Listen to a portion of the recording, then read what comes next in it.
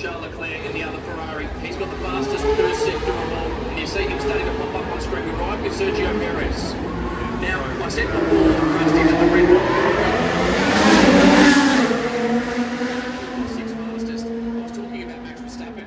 Sergio Perez was actually the fastest car on the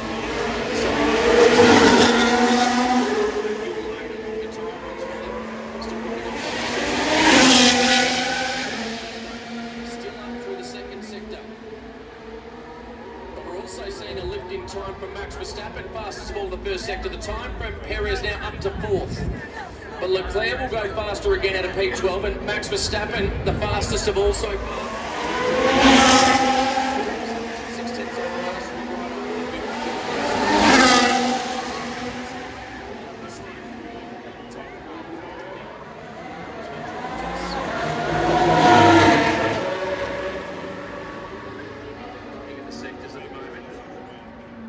Moving along on a personal best lap, up against his 135 ring for zero.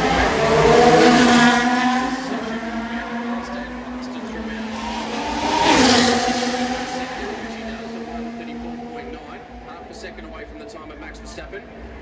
Looked a bit of a curve at 16 though. Yeah, just so you're aware though, that was done.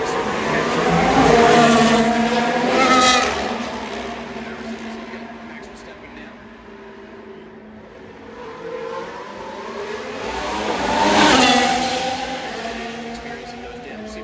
Challenges, Rusty. It was awkward, wasn't it? At a quite slow pace. So, well, that was what happened yesterday. Remember, he let it run coming down, and then he let it just sort of run along, and went to that low speed. They're working on something there. He was concerned about the downshifts yesterday. We'll keep an eye on that. the side starting to line up the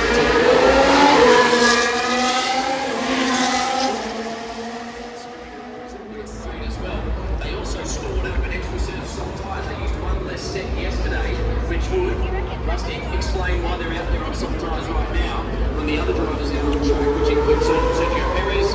The two Ferraris and Lance Stroll are on medium compound tyres, as is Max Verstappen. the temperature at the moment.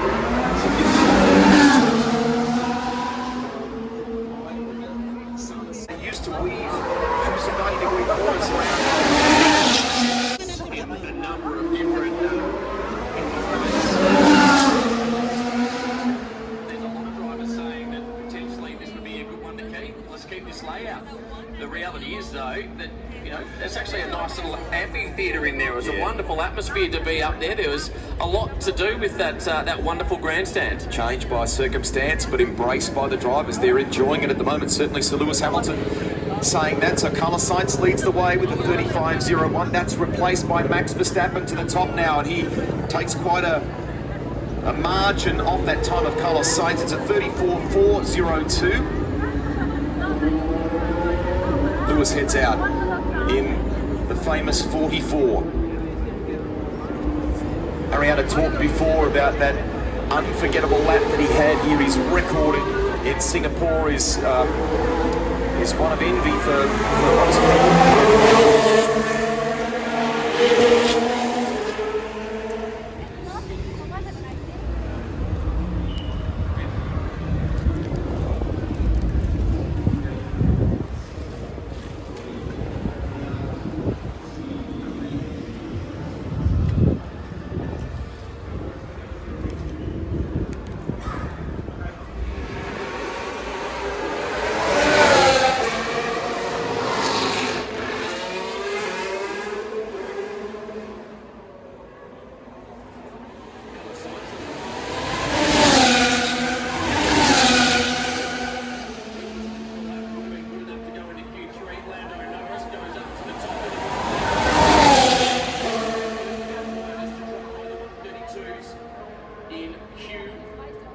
1:32.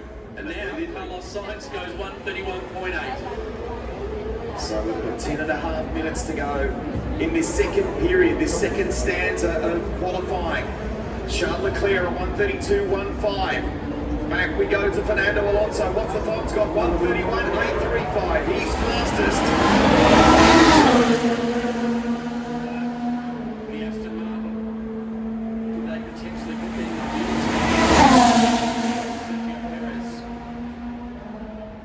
bit of curve. What's happened here?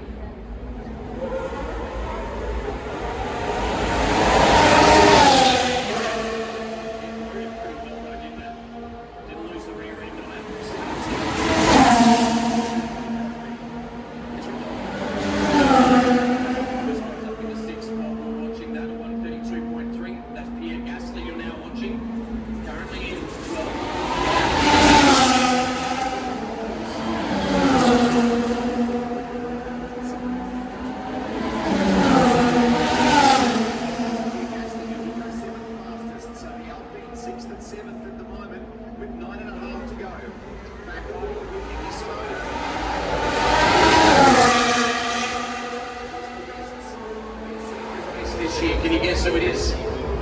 Fernando Alonso. Well, he's a fan favourite here in some respects. When you go back through the history pages here in Singapore, it's his name.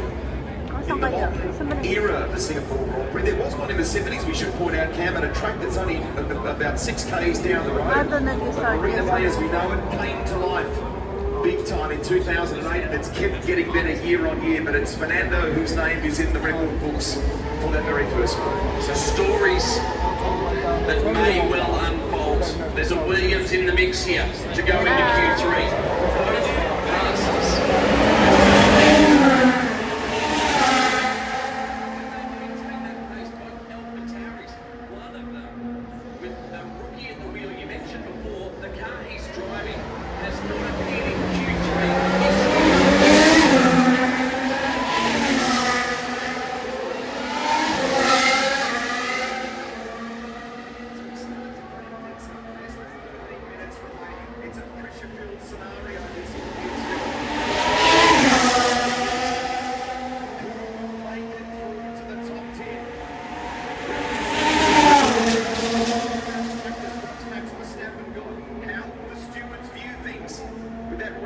You saw of people backed up in the pit lane.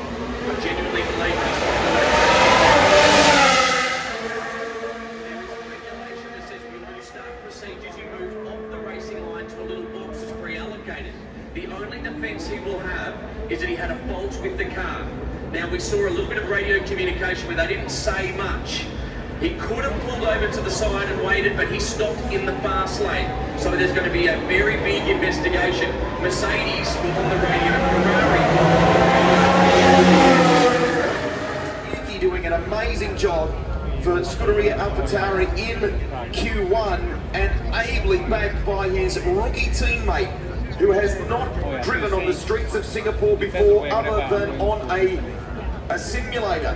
And it was a PlayStation game, and he was a kid. He loved it. So Liam Lawson doing a tremendous job there. Well done, Liam. That's a great start. All right, 15 minutes for this session. And this is to Tagal the next 5.